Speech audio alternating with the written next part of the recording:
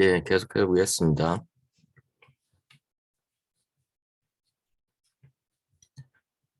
Don't worry, here you are. Yeah, you're right, she said, thinking that maybe she should take the girl in her arms. But she had not the least wish to do that, and it might make things worse. The girl might feel how little Sylvia wanted to do that, how appalled she was, in fact, by this fit. Carla said the same thing again. Offer, she said, offer. No, it's not. We all have to cry sometimes. It's all right. Don't worry. It's offer. And Sylvia could not help feeling that with every moment of the show of misery, the girl made herself more ordinary, more like one of those soggy students in her Sylvia's office. Some of them cried about their marks, but that was often tactical, a brief, unconvincing bit of whimpering. The less frequent, real-world works always turned out to have something to do with a love affair, or their parents, or a pregnancy. It's not about your goat, is it? No, no.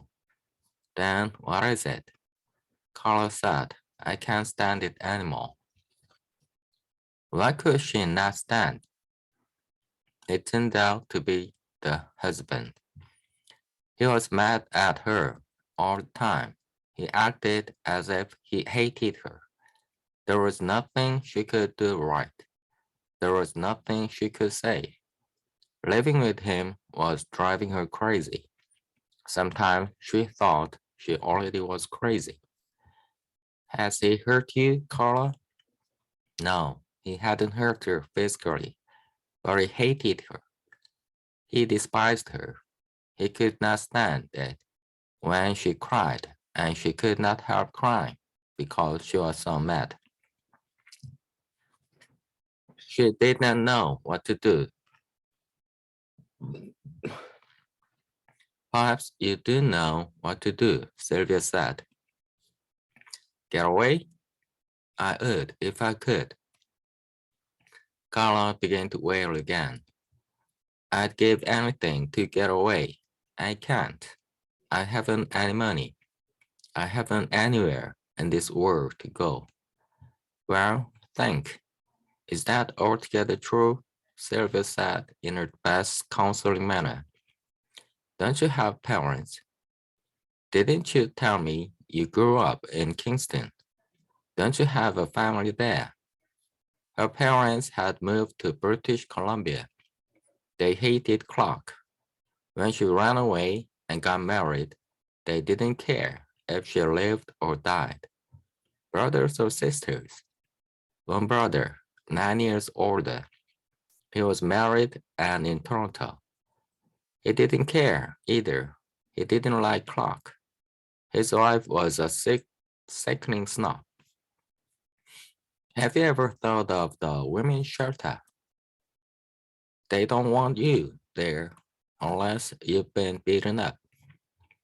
And everybody would find out, and it would be bad for our business. Sylvia smiled gently. Is this the time to think about that? Then Carla actually laughed. I know, she said. I'm insane. Listen, Sylvia said. Listen to me. If you had the money to go, where would you go? What would you do? I'd go to Toronto, Carla said, readily enough. But I wouldn't go near my brother. I'd stay in a motel or something, and I'd get a job at a riding stable. You think you could do that? I was working at a riding stable the summer I met Clark. I'm more experienced now than I was then, a lot more. And all that's stopping you is lack of money? Carla took a deep breath. all that's stopping me, she said. All right, Sylvia said. Now listen to what I propose. I don't think you should go to a motel. I think you should take the bus to Toronto and go to stay with a friend of mine. Her name is Ruth Stiles. She has a big house and she lives alone, and she won't mind having somebody to stay. You can stay there till you find a job. I'll help you with some money. There must be lots of riding stables around Toronto. They're on. So, what do you think? Do you want me to phone and find out what time the bus goes? Carla said yes. She was shivering. She ran her hands up and down her thighs and shook her head roughly from side to side. I can't believe it, she said. I'll pay you back. I mean, thank you. I'll pay you back. I don't know what to say. Sylvia was already at the phone, dialing the bus depot. Shh, I'm getting the times, she said. She listened and hung up. I know you will. You agree about Ruth? I'll let her know. There's one problem, though. She looked critically at Carla's shirts and t-shirts. You can't very well go in those clothes. I can't go home to get anything, Carla said in a panic. I'll be all right. The bus will be air-conditioned. You'll freeze. There must be something of mine you could wear. Only about the same height. You're 10 times skinnier, Carla said. I didn't used to be. In the end, they decided on a brown linen jacket, hardly worn. Sylvia had considered it to be a mistake for herself, the style too brusque, and a pair of tailored tan pants and a cream-colored silk shirt. Carla's sneakers would have to do, because her feet were 2 sizes larger than Sylvia's. Carla went to take a shower, something she had not bothered with in her state of mind that morning, and Sylvia phoned Ruth. Ruth was going to be out at a meeting that evening, but she would leave the key with her upstairs tenant, and all Carla would have to do was ring their bell. She'll have to take a cab from the bus depot, though. I assume she's okay to manage that, Ruth said. Sylvia laughed. She's not a lame duck, don't worry. She is just a person in a bad situation, the way it happens. Well, good. I mean, good. She's getting out. Not a lame duck at all, Sylvia said, thinking of Carla trying on the tailored pants and linen jacket. How quickly the young recover from a fit of despair, and how handsome the girl had looked in the fresh cloth. The bus would stop in town at 2:20. Sylvia decided to make omelets for lunch, to set the table with the dark blue cloth, and to get down the crystal glasses and open a bottle of wine. I hope you can eat something, she said, when Carla came out clean and shining in her borrowed clothes. Her softly freckled skin was flushed from the shower, and her hair was damp and darkened out of its braid. The sweet frizz now flat against her head. She said that she was hungry, but when she tried to get a forkful of the omelet to her mouth, her trembling hands made it impossible. I don't know why I'm shaking like this, she said. I must be excited. I never knew it would be this easy. It's very sudden, Sylvia said judiciously. Probably it doesn't seem quite real. It does, though. Everything now seems very real. It's like the time before. That's when I was in a daze. Maybe when you make up your mind to something, when you really make up your mind, that's how it is, or that's how it should be, easy. If you've got a friend, Carla said with a self-conscious smile and a flush spreading over her forehead. If you've got a true friend, I mean like you, she laid down the knife and fork and raised her wine glass with both hands. Drinking to a true friend, she said uncomfortably. I probably shouldn't even take a sip, but I will. Me too, Sylvia said with a pretense of gaiety, but she spoiled the moment by saying, I'm going to phone him, or what? He'll have to know. At least he'll have to know where you are by the time he'd be expecting you home.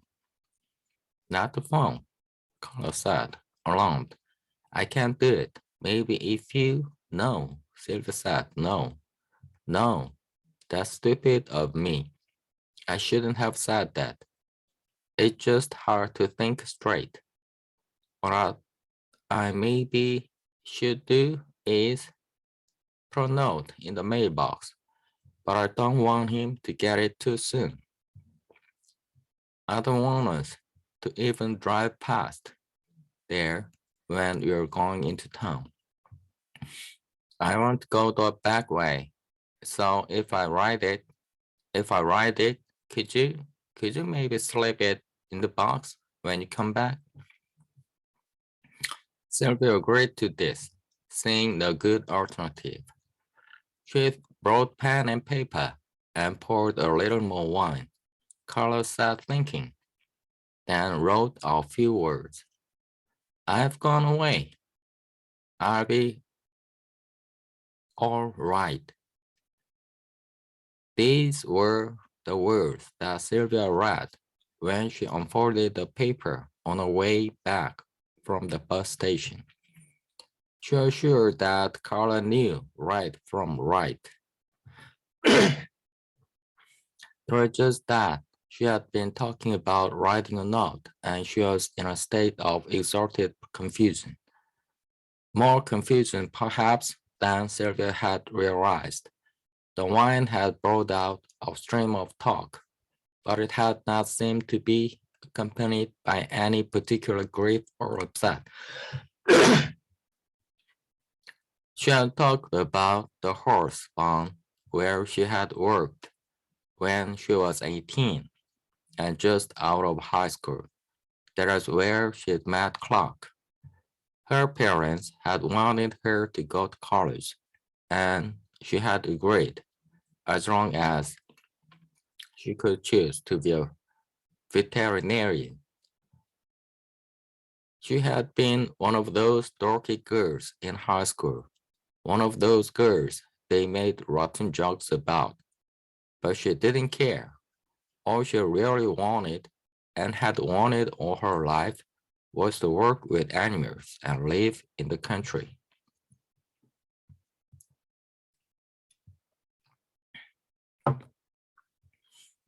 Clark was the best writing teacher they had, and good looking too. Scads of women were after him. They would take up writing just to get him as their teacher. She had teased him about this, and at first he seemed to like it, but then he got annoyed. She tried to make up for it by getting him talking about his dream, his plan, really, to have a riding school, a horse stable, someplace out in the country. One day, she came in to work and saw him hanging up with Sadder and realized that she had fallen in love with him. Maybe it was just sex. It was probably just sex. When fall came and she was supposed to leave for college, she refused to go. She said she needed a year off. Clark was very smart, but he hadn't waited even to finish high school.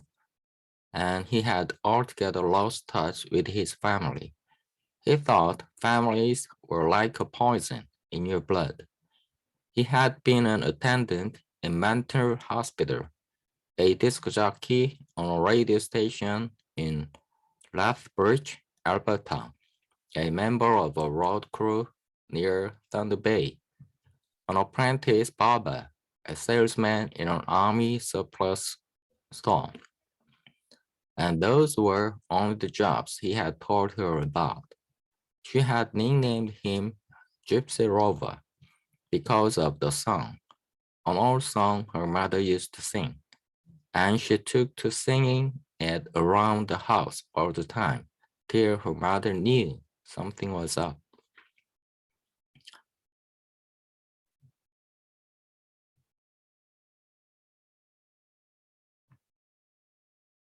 Last night, she slept on a goose feather bed with silken sheets for cover.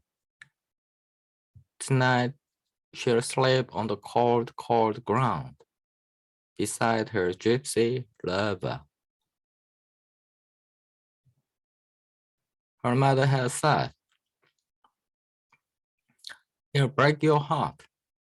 That's a sure thing." Her stepfather, who was an engineer, did not even grant Clark that much power. A loser, he called him, a drifter. He said this as if Clark were a bug. He could just whisk off his clothes. Carla said, "Does a drifter save up enough money to buy a farm?" Which, by the way, he has done, he said. "I'm not about to argue with you. She was not his daughter. Anyway," he added, as if that were the clincher. So naturally, Carla had to run away with him. The way her parents behaved, they were practically guaranteeing it. "Will you get in touch with your parents after you're settled?" Sylvia asked. "In Toronto?" Carla raised her eyebrows, pulled in her cheeks, and made a saucy O of her mouth. She said, "Nope." Definitely a little bit drunk. Back home, having left the note in the mailbox, Sylvia cleaned up the dishes that were still on the table, washed and polished the omelette pan, threw the blue napkins and tablecloth in the laundry basket, and opened the windows.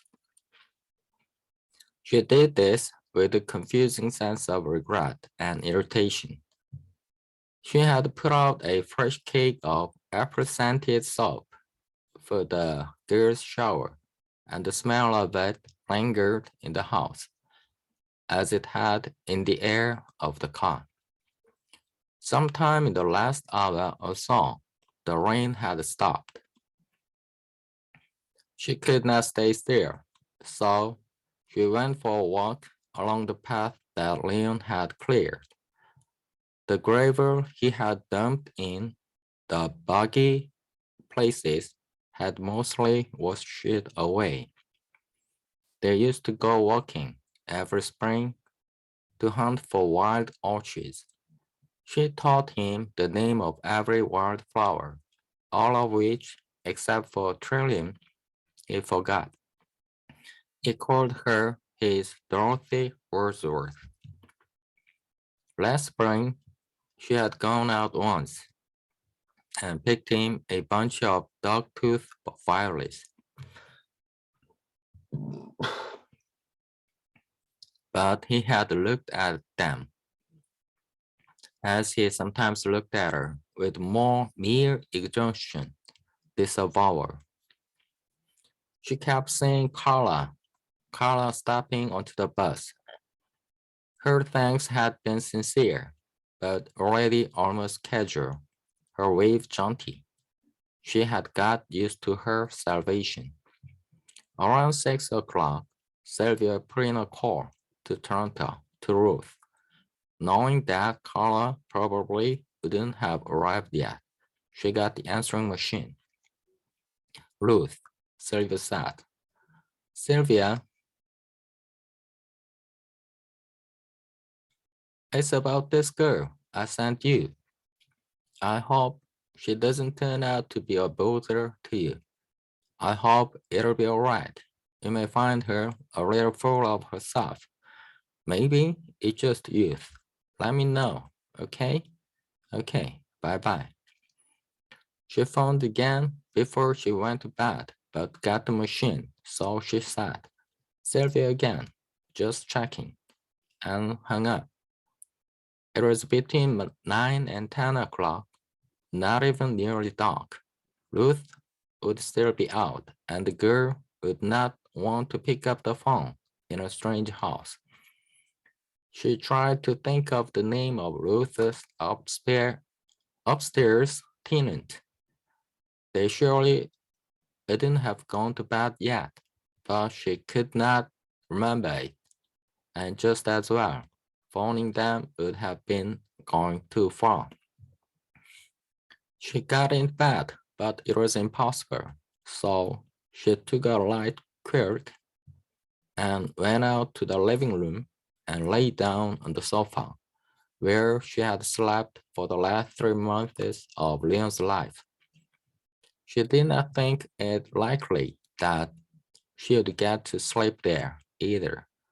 There were no curtains on the huge south windows, and she could tell by the sky that the moon had risen, though she could not see it.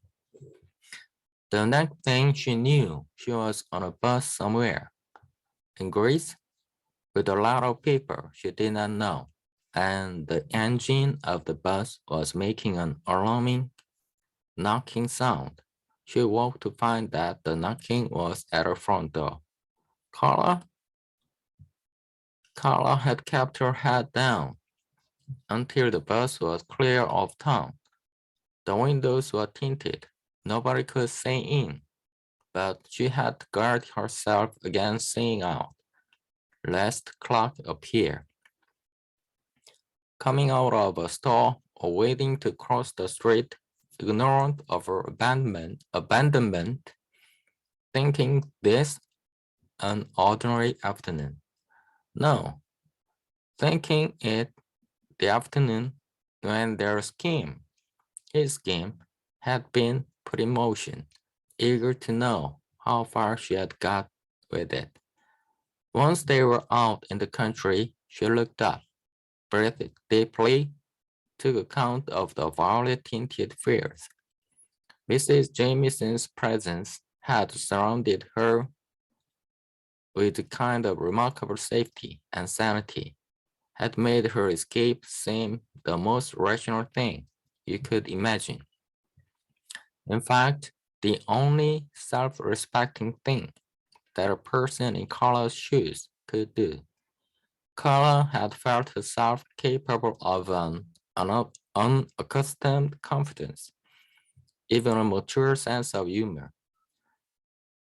She had revealed her life to Mrs. Jamieson in a way that seemed bound to gain sympathy, and yet to be ironic and truthful, and adapted to live up to what, as far as she could see, were Mrs. Jamieson's, Sylvia's expectations. The sun was shining, as it had been for some time.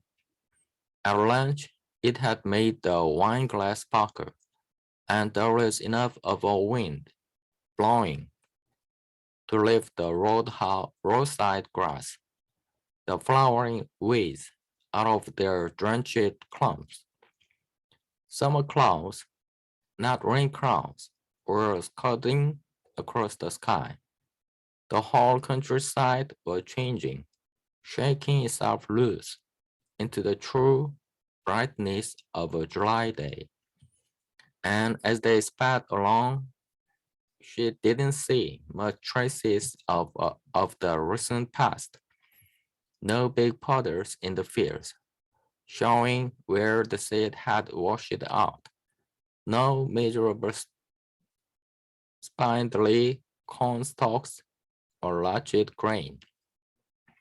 It occurred to her that she should tell Clark about this, that perhaps they had chosen what was, for some freakish reason, a very wet and dreary corner of the country, and there were other places where they could have been successful. Or could it be yet? Then it came to her, of course, that she would not be telling Clark anything, never again. She would not be concerned about what happened to him or to the horses. If by any chance Flora came back, she would not hear about it. This was her second time, leaving everything behind. The first time had been just like the old Beatles song. She had put a note on the table and slipped out of the house at 5 o'clock in the morning to meet Clark in the church parking lot down the street. She was even humming that song as they rattled away. She is leaving home, bye-bye. She recalled now how the sun had come up behind them, how she had looked at Clark's hands on the wheel, at the dark hairs on his competing forearms, and breathed in the smell of the truck, a smell of oil and metal tools and horse bones. The cold air of the fall morning had blown in through the rusted seams of the sod of vehicle that nobody in her house ever rode in, that scarcely ever appeared on the streets where she lived. Clark's preoccupation with the traffic, his curt answers, his narrowed eyes, everything about him that ignored her, even his slight irritation at her giddy delight. All of that had thrilled her, as did the disorder of his past life, his avowed loneliness, the unexpectedly tender way he could have with a horse and with her. She saw him as the sturdy architect of the life ahead of them, herself as a captive, her submission both proper and exquisite. You don't know what you're leaving behind, her mother wrote to her. In the one letter she received and never answered. But in those shivering moments of early morning flight, she certainly had known what she was leaving behind, even if she had rather a hazy idea of what she was going to. She despised their house, their backyard, their photo albums, their vacation, their cuisine art, their powder room, their walk-in closets, their underground lawn sprinkling system. In the brief note she left, she had used the word authentic. I have always felt the need of a more authentic kind of life. I know I cannot expect you to understand this. The bus had stopped now at a gas station in the first town on the way. It was the very station that she and Clark used to drive to in their early days to buy cheap gas. In those days, their world had included several towns in the surrounding countryside, and they had sometimes behaved like tourists, sampling the specialties in grimy hotel bars, pig's feet, sauerkraut, potato pancakes, beer. They would sing all the way home like crazy hillbillies. But after a while, all outings came to be seen as a waste of time and money. They were what people did before they understood the realities of their lives. She was crying now. Her eyes had filled up without her realizing it. She tried to think about Toronto, the first steps ahead, the taxi, the house she had never seen, the strange bed she'd sleep in alone. Looking in the phone book tomorrow for the addresses of riding stables, then getting to wherever they were, asking for a job. She could not picture it, herself riding on the subway or a streetcar, caring for new horses, talking to new people, living among hordes of people every day who were not Clark, a life, a place, chosen for that specific reason, that it did not contain Clark. The strange and terrible thing about that world of the future, as she now pictured it, was that she would not exist in it. She would only walk around and open her mouth and speak, and do this and do that. She would not really be there. And what was strange about it was that she was doing all this.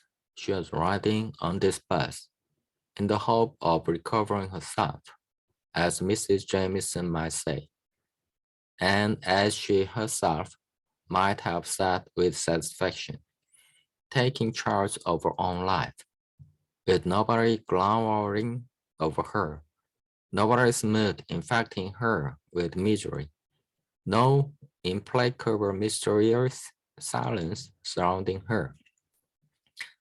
But what would she care about? How would she know that she was alive? While she was running away from him, now Clark still kept his place in her life. But when she was finished running away, when she just went on, what would she put in his place? What else? Who else could ever be so vivid a challenge? She managed to stop crying, but she had started to shake. She was in a bad way and would have to take hold, get a grip on herself, get a grip on yourself. Clark had sometime told her, passing through a room where she was scrunched up, trying not to weep, and that indeed was what she must do now. They had stopped in another town.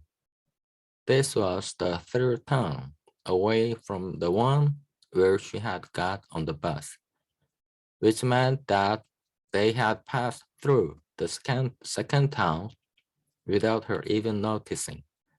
The bus must have stopped.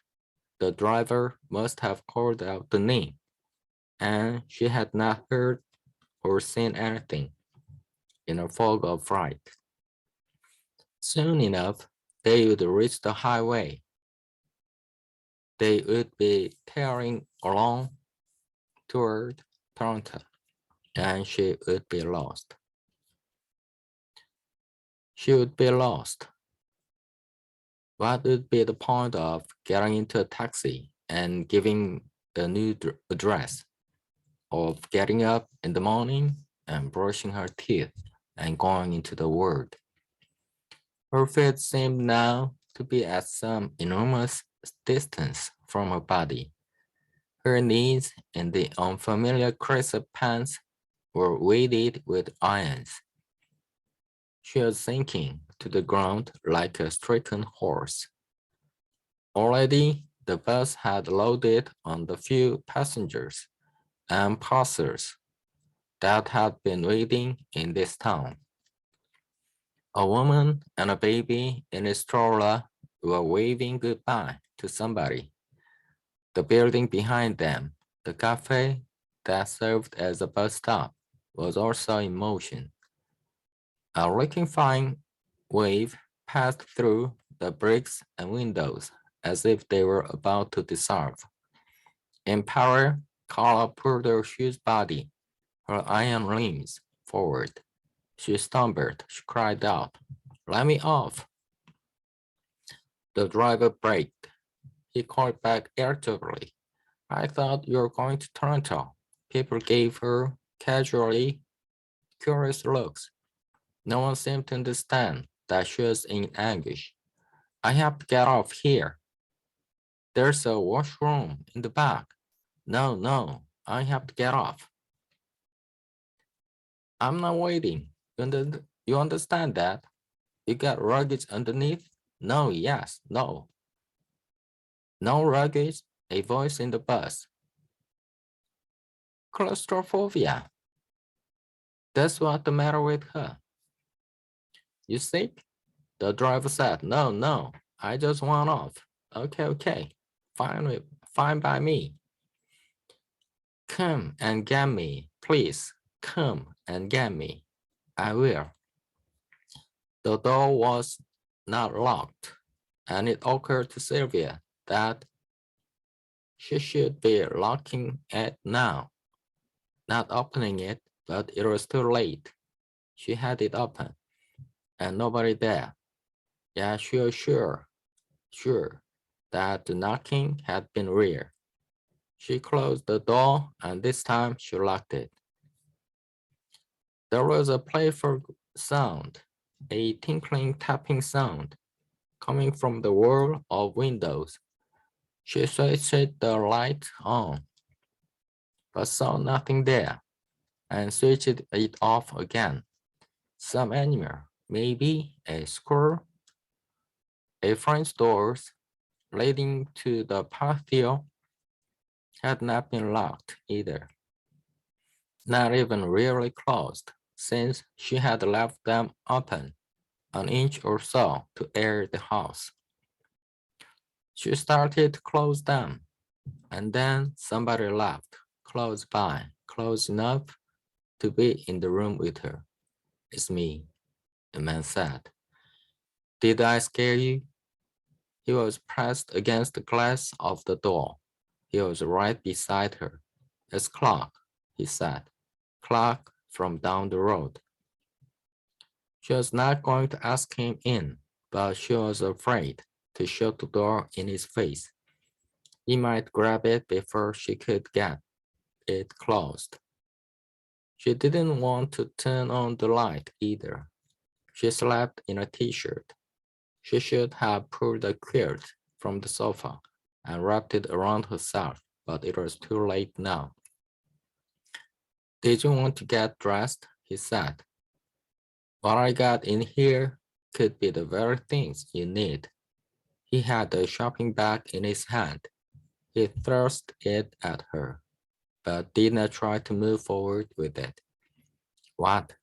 She said in a choppy voice. Look and see. It's not a bomb. There, take it. She felt inside the bag, not looking. Something soft. And then she recognized the buttons of the jacket, the silk of the shirt, the belt on the pants. Just thought you'd better have them back, he said. They're yours, aren't they? She tightened her jaw so that her teeth wouldn't chatter. A fearful dryness had attacked her mouth and throat. I understood they were yours, he said. Her tongue moved like a web of wool. She forced herself to say, Where's Carla? You mean my wife Carla? Now she could see his face more clearly. She could see how he was enjoying himself. My wife Carla is at home in bed, where she belongs. He was both handsome and silly looking, tall, lean, well built, but with a slouch that seemed artificial, a contrived, self-conscious air of menace, a lock of dark hair falling over his forehead, a vain little mustache, eyes that appeared both hopeful and mocking, a boyish smile perpetually on the verge of a sulk. She had always disliked the sight of him. She had mentioned her dislike to Leon, who said that the man was just unsure of himself, just a bit too friendly. The fact that He was unsure of himself, would not make her any safer. Pretty worn out, he said, after her little adventure. You should have seen your face. You should have seen the look on you when you recognized those clothes. What did you think? Did you think I'd murdered her? I was surprised, Sylvia said. I bet you were, after you were such a big help to her running away. I helped her, Sylvia said with considerable effort. I helped her because she seemed to be in distress. Distress, he said, as if examining the word. I guess she was. She was in very big distress when she jumped off that bus. I got on the phone to me to come and get her. She was crying so hard I could hardly make out what it was she was saying. She was saying. She wanted to come back? Oh yeah, you bet she wanted to come back. She was in real hysterics to come back.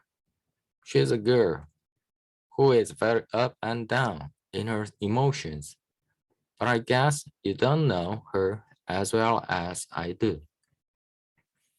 She seemed quite happy to be going. Did she really? Well, I have to take your word for it. I didn't come here to argue with you. Sylvia said nothing. Actually, I came here not just to return those clothes.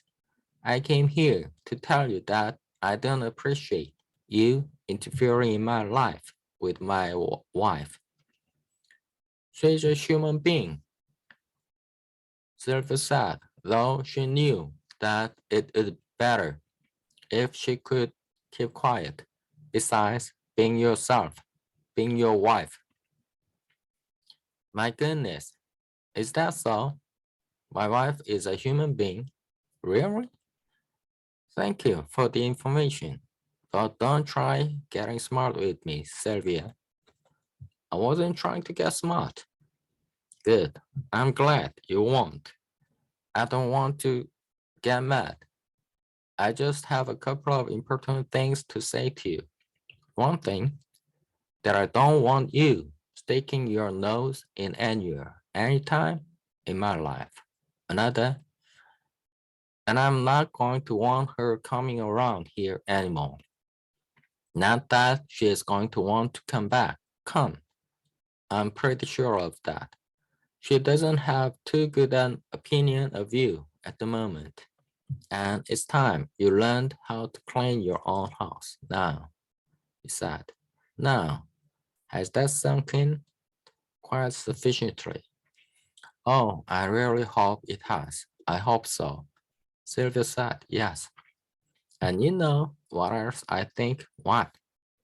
I think you owe me something. What? I think you owe me. You owe me an apology. Sylvia said, all right, if you think so, I'm sorry. He shifted, perhaps just to put out his hand, and with the movement of his body, she shrugged. He laughed. He put his hand on the door frame to make sure she didn't close it. What's that? What's what? He said, as if she were trying out a trick and it would not work. But then he caught sight of something reflected in the window, and he snapped around to look. Not far from the house was a wide, shallow patch of land that often filled up with night fog at this time of year. The fog was there tonight, had been there all this while, but now the fog had changed. It had thickened, taken on a separate shape, transformed itself into something spiky and radiant. First, a live dandelion ball, tumbling forward, then it condensed into itself into an unearthly sort of animal, pure white, hell-bent, something like a giant unicorn rushing at them. Jesus Christ, Clark said softly. He grabbed hold of Sylvia's shoulder. This touch did not alarm her at all.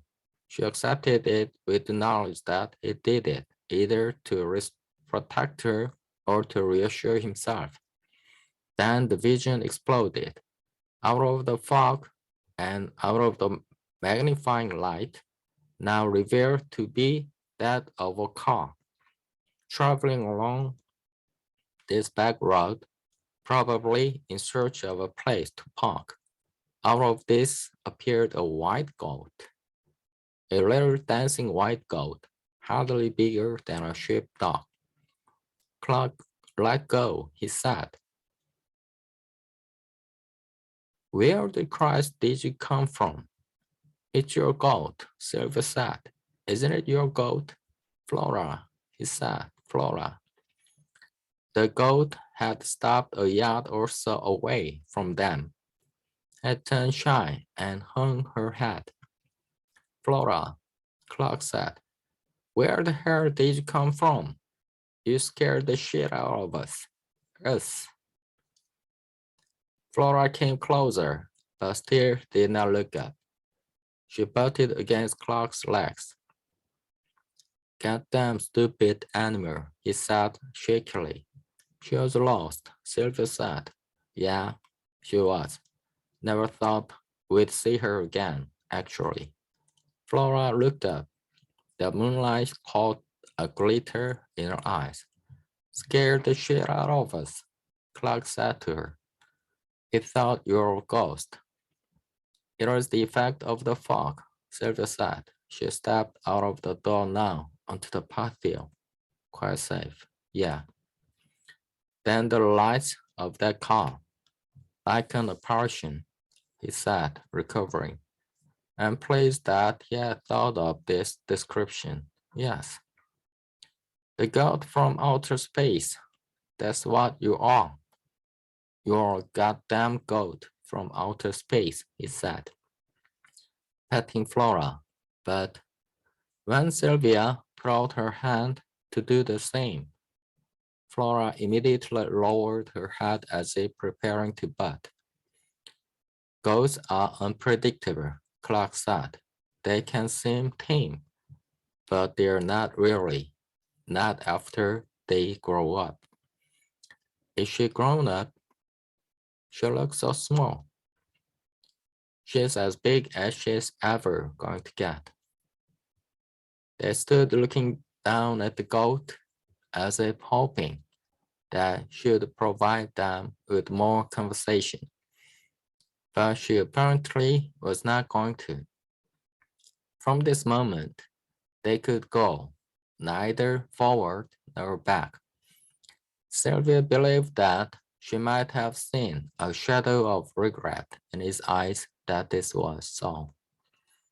But he acknowledged it, he said, it's late. I guess it is, Sylvia said, just as if this had been an ordinary visit. Okay, Flora, time for us to go home. I'll make other arrangements for help if I need it, she said. I probably won't need it now anyway, she added lightly. I'll stay out of your hair. Sure, he said. You'd better get inside. You'll get cold. Good night, she said. Good night, Flora. The phone rang again. Excuse me, good night. It was Ruth. Ah, Sylvia said. A change in plans. She did not sleep, thinking of the little goat, whose appearance out of the fog seemed to her more and more magical. She even wondered if possibly Leon could have had something to do with it. If she were a poet, she would write a poem about something like this. But in her experience, the subjects that she thought a poet would write about had not appeared to Leon, who had been the real thing. Carla had not heard Clark go out, but she woke when he came in. He told her that he had just been checking around the barn. The car went along the road a while ago, and I wondered what it was doing here. I couldn't get back to sleep till I went out and checked whether everything was okay. So was it? Far as I could see. And then while I was up, he said, I thought I might as well pay a visit up the road. I took the clothes back. Carla sat up in bed. You didn't wake her up. She woke up. It was okay. We had a little talk. Oh, it was okay. You didn't mention any of that stuff, did you?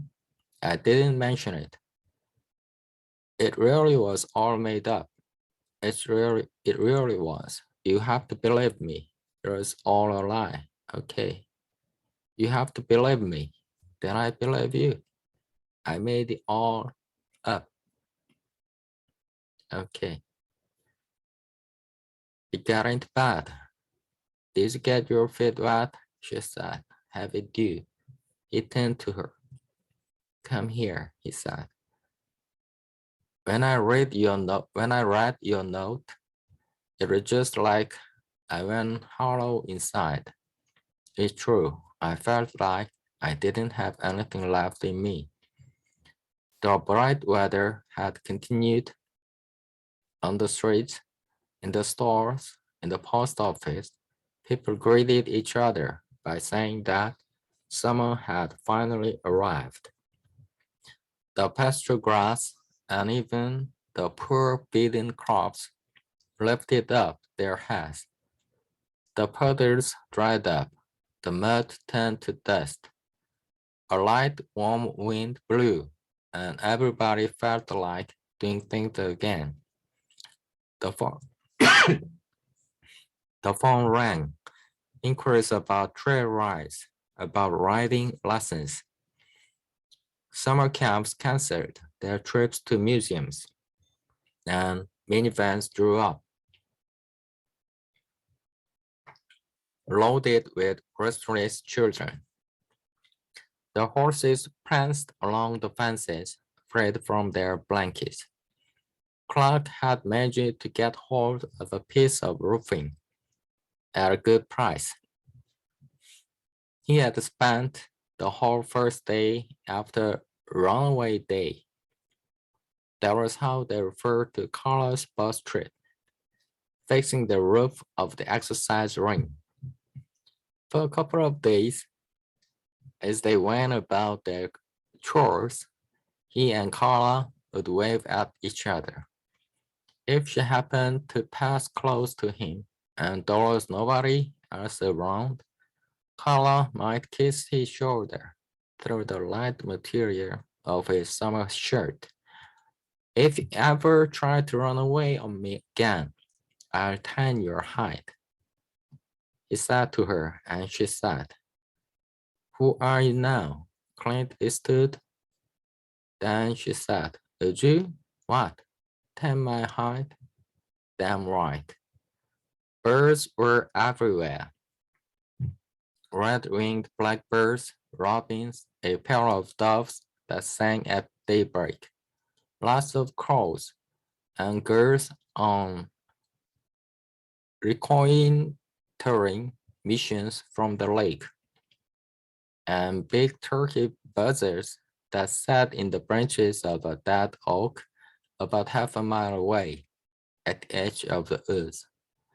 At first, they just sat there, drying out their voluminous wings, lifting themselves occasionally for a trial flight, flapping around a bit, then composing themselves to let the sun and the warm air do their work. In a day or so, they were restored, flying high, circling and dropping to earth, disappearing over the woods, coming back to rest in the familiar bare tree. Lizzie Borden's owner, Joy Tucker, showed up again, tanned and friendly. She had got sick of the rain and gone off on her holidays to hike in the Rocky Mountains. Now she was back, perfect timing. She and Clark treated each other warily at first, but they were soon joking as if nothing had happened. Lydia looks to be in good shape, she said, but where's her little friend? Gone, Clark said. Maybe she took off to the Rocky Mountains. Lots of wild goats out there with fantastic horns, so I hear. For 3 or 4 days, they had been too busy to go down and look in the mailbox. When Carla opened it, she found a phone bill, a promise that if they subscribed to a certain magazine, they could win $1 million, and Mrs. Jamison's letter. My dear Carla, I have been thinking about the rather dramatic events of the last few days, and I find myself talking to myself, but rarely to you, so often that I thought I must speak to you, even if the best way I can do now, only in a letter. And don't worry, you do not have to answer me. Mrs. Jamieson went on to say that she was afraid she had involved herself too closely in Carla's life and had made the mistake of thinking somehow that Carla's freedom and happiness were the same thing. All she cared for was Carla's happiness, and she saw now that Carla, had found that in her marriage. All she could hope was that perhaps Carla's flight and turbulent emotions had brought her true feelings to the surface, and perhaps a recognition in her husband of his true feelings as well. She said that she would perfectly understand if Carla wished to avoid her in the future, and that she would always be grateful for Carla's presence in her life during such a difficult time. The strangest and most wonderful thing in this whole string of events seems to me that the reappearance of Flora. In fact, it seems rather like a miracle. Where had she been all that time, and why did she choose just that moment to reappear? I'm sure your husband has described it to you. We were talking at the patio door, and I, facing out, was the first to see this white something descending on us out of the night. Of course, it was the effect of the ground fog, but truly terrifying. I think I shrieked out loud. I had never in my life felt such bewitchment in the true sense. I suppose I should be honest and say fear. There we were, two adults frozen, and then out of the fog comes a little lost Flora. There has to be something special about this. I know, of course, that Flora is an ordinary little animal, and that she probably spent her time away getting herself pregnant. In a sense, her return has no connection at all with our human lives. Yet her appearance at that moment did have a profound effect on your husband and me. When two human beings divided by hostility are both at the same time mystified by the same apparition, there is a bond that springs up between them, and they find themselves united in the most unexpected way. United in their humanity. That is the only way I can describe it. We parted almost as friends, so Flora has her place as a good angel in my life, and perhaps also in your husband's life and yours. With all my good wishes, Sylvia Jamieson. As soon as Carla had read this letter, she crumpled it up. Then she burned it in the sink. The flames leaped up alarmingly, and she turned on the tap. Then scooped up the soft, disgusting black stuff and put it down the toilet, as she should have done in the first place. She was busy for the rest of the day, and the next, and the next. During that time, she had taken 2 parties out on the trails. She had to give lessons to children, individually and in groups. At night, when Clark put his arms around her, he was generally in good spirits now. She did not find it hard to be cooperative. She dreamed of things that were of no importance, that made no sense. It was as if she had a murderous needle somewhere in her lungs, and by breathing carefully, she could avoid feeling it. But every once in a while, she had to take a deep breath, and it was still there. Sylvia Jamieson had taken an apartment in the college town where she taught. The house was not up for sale, or at least there wasn't a sign out in front of it.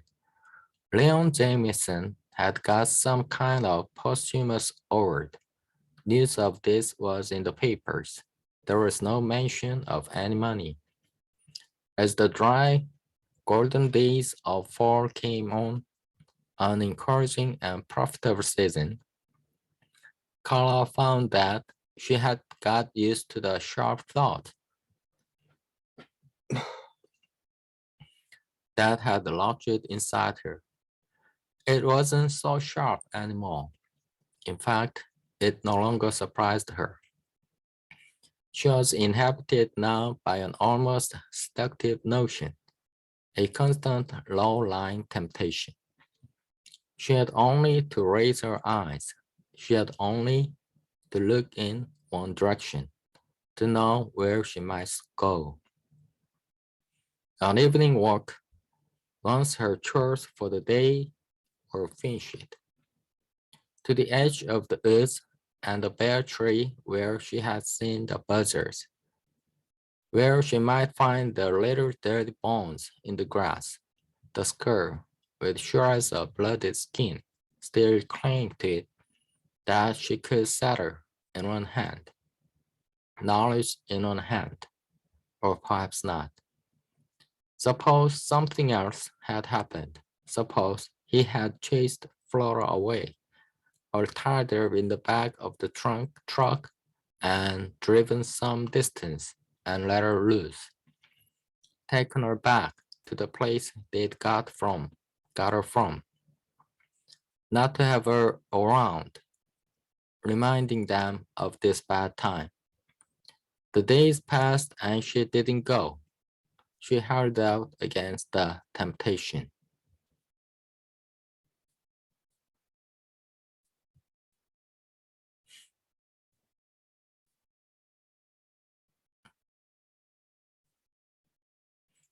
Thank you.